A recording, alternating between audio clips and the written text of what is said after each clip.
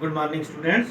Today, let us find the electric field due to dipole on its equatorial line. तो जो electric field on equatorial line of electric dipole ऐसे बोल सकते हैं हम। तो बेटा जो डाइपोल होता है उसको हम ये जो लिया है उसको डाइपोल को ए बी डाइपोल लिया है और ये it is consisting of charges minus Q and plus Q. तो ये बेटा इक्वेटोरियल लाइन है, ये इक्वेटोरियल लाइन बोलते हैं। The line passing through the center of the dipole and perpendicular to its dipole length. तो डाइपोल लेंथ ये होती है जैसे 2a है, हाफ ये है a और हाफ a, जो 2 पूरी टोटल होगी a से लेके b तक 2a। लेंथ को 2a क्यों लेते हैं? ताकि उसका हाफ सेंटर करना पड़ता है, सेंटर से ही डिस्टेंस लेना पड़ते हैं। तो बेटा ये जो है इक्वेटोरियल लाइन है, जहाँ पे मैं मेंशन कर देता हूँ e q u a, कई बार हम e q u a he shortcut लिख देते हैं इक्वेटोरियल लाइन। तो इक्वेटोरियल लाइन के ऊपर एट डिस्टेंस r जो है हम इलेक्ट्रिक फील्ड फाइंड करना चाहते हैं। तो जहाँ से हम ऐसे शो कर सकते हैं कि जो हम at distance at point c जो है यहाँ से करना है, तो जो पोल से इसके डिस्टेंस होंगे वो बराबर होंगे। ये एक इक्विलेटरल ट्रायंगल बनेगी। जैसे हम स्केल से इसको अगर जहाँ से लेंथ देखें तो ये लेंथ जो है जहाँ से जहाँ तक देखिए, ये मैं डॉटर लाइन से बना रहा हूँ, तो ये जितनी लेंथ जहाँ बनेगी इतनी लेंथ ही इस साइड बनेगी। और जो एक बात बड़ी इंपॉर्टेंट देखने वाली है कि जहां पे जो इलेक्ट्रिक फील्ड हमने फाइंड करना है पूरे डाइपोल का एट डिस्टेंस r, ये हमने लिख दिया है। Let us find the electric field on equatorial line of dipole AB at distance r। उसको हम e q u a लिख सकते हैं। एट डिस्टेंस r ये ब्रैकेट में ऐसे लगा सकते हैं और डाइपोल लेंथ इसका तो p ही होगा क्योंकि either charge into dipole length होता है, इसकी कोई प्रॉब्लम नहीं। अब जो इसका इलेक्ट्रिक फील्ड है अगर उसका नाम मैं E1 डालूंगा तो वो इलेक्ट्रिक फील्ड इस माइनस चार्ज की तरफ आएगा। ऐसे लाइन ऑफ एक्शन ऐसे होता है। तो बेटा जो लाइन ऑफ एक्शन ऐसे हुआ तो इसका नाम E1 हो गया, इलेक्ट्रिक फील्ड E1। तो इस पॉइंट का नाम हम CL लिख सकते हैं अपनी मर्जी से, वो अपनी मर्जी होती है कि एक्टिंग लॉन्ग CL, लेकिन पॉइंट जे C है जो कि एट डिस्टेंस R है।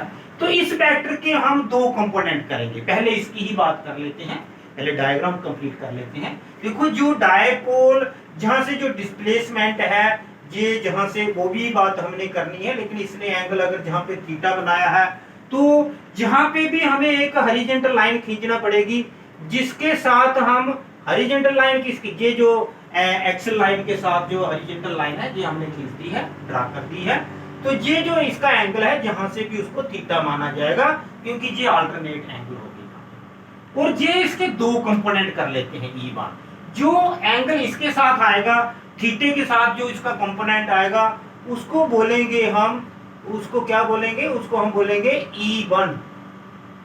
E1 ये आपको साफ दिख रहा है ना, E1 cos थीटा, क्योंकि वो बेस कंपोनेंट होता है। जो बेस कंपोनेंट होता है उसके साथ cos लगता है क्योंकि cos बेस अपॉन हाइपोटेन्यूज होता है। और जो परपेंडिकुलर कंपोनेंट होगा क्योंकि वेक्टर इस तरफ आ रहा है E1, ये जो वेक्टर है वो नीचे की तरफ आ रहा है, तो उसका दूसरा कंपोनेंट वो जो है वो इस तरफ आएगा जिसको कि एरो से जहां लिखना पड़ेगा E1 sin theta, perpendicular component. क्योंकि एंगल जो है वो इस हॉरिजॉन्टल लाइन के साथ थीटा है, बेस कंपोनेंट इधर आएगा, परपेंडिकुलर कंपोनेंट नीचे की तरफ आएगा। इसी तरह से ये पोल ए का जो हमने आपको बता दिया इलेक्ट्रिक फील्ड E1, इसके दो कंपोनेंट मैंने आपको बता दिए। इस E1 वाले कंपोनेंट को जो है ना जहां से हम डार्क कर सकते हैं, अब E2 भी इसके ऊपर ही आएगा इसी डायरेक्शन में। कैसे? जो E2 है पहले वो मेन कंपोनेंट देखो जो रिजल्टेंट कैसे आ रहा है, देखो जहां से मैं मुझे इस तरफ होना पड़ेगा, ये पॉजिटिव चार्ज है। पॉजिटिव चार्ज बाहर की तरफ धक्का लगाता है क्योंकि पॉजिटिव पॉजिटिव को रिपेल करता है। जो इलेक्ट्रिक फील्ड की लाइन वो भी पॉजिटिव होती है। तो जैसे मैं इसको ड्रा करूंगा तो ये लाइन जो है ऊपर की तरफ जाएगी और ये लाइन जो है जो इलेक्ट्रिक फील्ड E2 दिखाएगी बेटा, ये जो E2 इलेक्ट्रिक फील्ड दिखा रहा है तो ये कॉस का थीटा खराब हो गया है, इसको थोड़ा सा इधर घसीटा है हमने, ऐसे कर। तो बेटा ये जितनी लाइन E1 आएगी इतनी ही E2 आएगी। क्यों? क्योंकि इनके डिस्टेंस बराबर है। ये ना जहां पे सेंटर है ना मिड पॉइंट, ये मिड पॉइंट ट्रायंगल का रूल होता है कि सेंटर से जो पॉइंट होते हैं पोल्स के वो बराबर आएंगे। जितना C का पॉइंट A से आएगा AC इतना ही BC आएगा। ये पाइथागोरस थ्योरम से मैं बताता हूँ आपको। पहले ये जो आर बी मिट कर जहाँ पे, तो ये जितनी लाइन की ये लेंथ है ना जहाँ से, इतनी ही मेजर करके आपने बाकी मिटा देनी है। तो ये आ गया, बेटा E2 आ गया। और E2 के ऊपर ये जो पॉइंट है ना, जैसे जहाँ L लिखा है तो हम जहाँ M लिख सकते हैं। और जहाँ पे जो टोटल इलेक्ट्रिक फील्ड आएगा वो इस डायरेक्शन में आएगा, और इसका जो थीटा है वो जहाँ है, और E1 cos थीटा जो है वो इसका कंपोनेंट इधर आया। जो E2 है उसका भी बेस इधर आ रहा है, क्योंकि ऊपर से भी एंगल इधर आएगा। अगर इधर से थीटा है तो इधर से भी थीटा है, तो ये जितना एंगल ये होगा इतना, क्योंकि दोनों के सेंटर में ये लाइन चल रही है। और E2 यहाँ पे ही हम इसको थोड़ा आगे शो करेंगे, नीचे की तरफ लिख देते हैं। चलो E2 cos theta, base component इधर आएगा, और जो उसका परपेंडिकुलर कंपोनेंट है वो जहां ही लिख सकता हूं मैं E2 sin थीटा। बेटा E1 sin थीटा और E2 sin theta they being equal and opposite they will cancel each other. वो जो टोटल इलेक्ट्रिक फील्ड है वो इस डायरेक्शन में आएगा, जिसका नाम E होगा। वो किसकी वजह से आएगा? E1 cos थीटा और E2 cos थीटा। ये हमारा डेस्टिनेशन है, हमें E1 और E2 फाइंड करना है। फिर मैं उसके बाद आपकी से बात करता हूं। जहां पे ये परपेंडिकुलर है, ये बेस है, अगर आप पाइथागोरस थ्योरम लगाएंगे तो ये हाइपोटेन्यूज आ गया, क्योंकि ये जो एंगल जहां बन रहा है ये बेस है, ये परपेंडिकुलर है। तो हाइपोटेन्यूज क्या होता है? Base square plus perpendicular square. चाहे पहले परपेंडिकुलर लिख लो, जो भी आप लिखना चाहते हैं, R square plus A square का स्क्वायर रूट। तो जहां भी इसकी लेंथ वही आएगी, क्योंकि जहां भी ये आर परपेंडिकुलर है और बेस ए है, तो यहाँ पे ही आपने ये लेंथ लिख देनी है, आर स्क्वायर।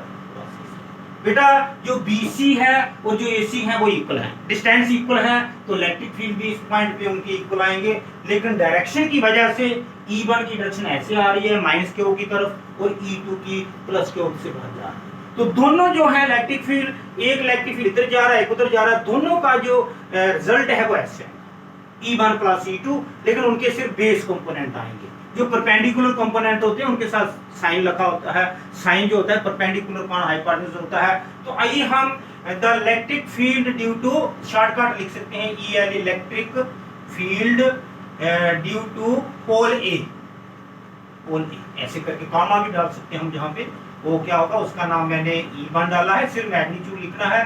तो फार्मूला होता है 1/4 पाई एप्सिलॉन नॉट, ये तो आता ही आता है एप्सिलॉन नॉट जहां पे आता है। और चार्ज की वैल्यू तो क्या है, प्लस माइनस से हमने लिखना जहां पे, क्योंकि वो तो डायग्राम डिसाइड करेगी वो कैसे डायरेक्शन आ रही है। तो जहां डिस्टेंस बेटा आ गया R square plus A square का जो स्क्वायर रूट है ना, स्क्वायर रूट का जो है ना, जहां स्क्वायर भी करना पड़ता है ऐसे करके, ये कट जाएगा तो वहां भी स्क्वायर कट जाएगा।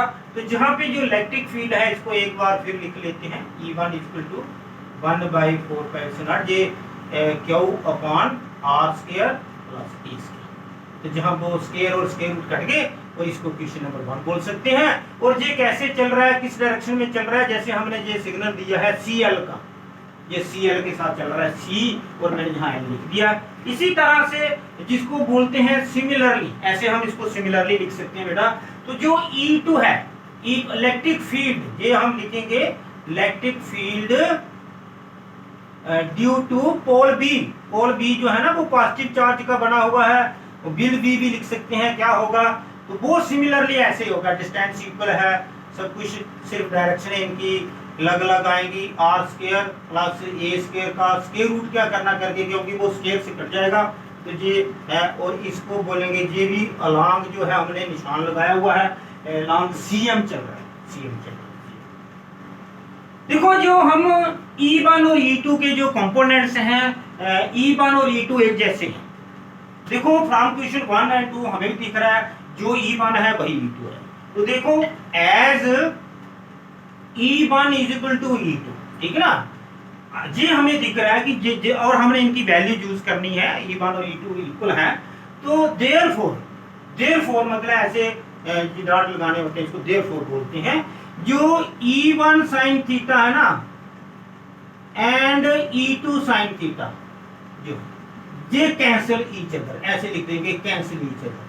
वो कैसे पता चल गया बेटा हमें कैंसिल ईच अदर? वो हमारी आंखें नहीं देख नहीं रहा, एक ऊपर जा रहा है नीचे जा रहा है अपोजिट डायरेक्शन में, और बीइंग इक्वल एंड अपोजिट ये बराबर है, तो वो तो कैंसिल हो गए। हेंस हमारे पास क्योंकि कंपोनेंट दो ही होते हैं, E1 का भी साइन थीटा, E2 का भी साइन थीटा, और E1 का cos थीटा भी होगा, E2 का cos थीटा भी होगा। जो E1 का cos theta, E2 cos theta वो एक ही डायरेक्शन में आ रहे हैं और वो P की अपोजिट डायरेक्शन में आ रहे हैं, वो बात की बात है। लेकिन नेट इलेक्ट्रिक फील्ड इन्हीं दोनों को प्लस करना पड़ेगा, हमारा नेट इलेक्ट्रिक फील्ड इस डायरेक्शन में आएगा, इस डायरेक्शन में। तो हैंस नेट का मतलब जो काट कूट के टोटल बचता है, नेट भी बोल सकते हैं, टोटल भी बोल सकते हैं, कोई टेंशन लेने वाली बात नहीं। Electric field on equatorial line of dipole will be of dipole at distance R will be, at distance R will be. तो हम जो है आपको पता है शॉर्टकट कैसे लिखते हैं, ई क्यू यू ए ऐसे शॉर्टकट लिखते हैं, एट डिस्टेंस आर भी लिख सकते हैं। तो वो बेटा क्या आएंगे, E1 cos थीटा, ये तो आपको डायग्राम के अंदर दिख रहा है, E1 cos थीटा और E2 cos थीटा। बेटा थीटा क्या चीज है, theta is the displacement of the point, angle between the displacement of the point with dipole length. कभी भी लिख सकते हैं थीटा क्या है, कहीं भी आप लिखना चाहें तो लिख सकते हैं, एंगल बिटवीन डिस्प्लेसमेंट या डिस्प्लेसमेंट ऑफ, डिस्प्लेसमेंट जो आर है, डिस्प्लेसमेंट आर जो है बेटा, and displacement of point C with dipole length या 2a लिख लेते हैं, क्योंकि 2a क्या होता है, 2a डायपोल लेंथ होता है, ऐसे शॉर्टकट लिख सकते हैं, डायपोल लेंथ यहाँ लिख देते हैं, where 2a is the dipole। बेटा E1 cos theta plus E2 cos theta, बाकी चीजें छोड़ो, आप इसके ऊपर कंसंट्रेट करो। But E1 is equal to E2, मतलब E1 की जगह हम E2 लिख सकते हैं, E2 की जगह हम E1 लिख सकते हैं, दोनों एक ही चीजें हैं। तो हम E1 cos थीटा, तो ये भी E1 cos थीटा हो गया, बिकॉज जो है E1 लिख दो, जहां भी E1 लिख सकते हैं, जहां भी E1 लिख सकते हैं, क्यों नहीं लिख सकते, क्योंकि E2 जो है वो E1 के इक्वल है, तो वो E2 की जगह हम E1 लिख सकते हैं, जहां भी E1 cos थीटा, जहां भी E1 cos थीटा। तो दो बार कोई चीजें दो लिखने की जरूरत नहीं, 2 तो हमारे पास होता है ना, मतलब 2E1 cos थीटा। बेटा हम क्या करेंगे, अब E1 की वैल्यू लगाएंगे जहां से, और cos थीटा की वैल्यू लगाएंगे। cos थीटा होता है बेस अपॉन हाइपोटेन्यूज, जैसे ACO ट्रायंगल के अंदर चले जाए ना, ये बेस होगा, क्योंकि जहां पे थीटा है और हाइपोटेन्यूज है, r square plus a square का स्क्वायर रूट।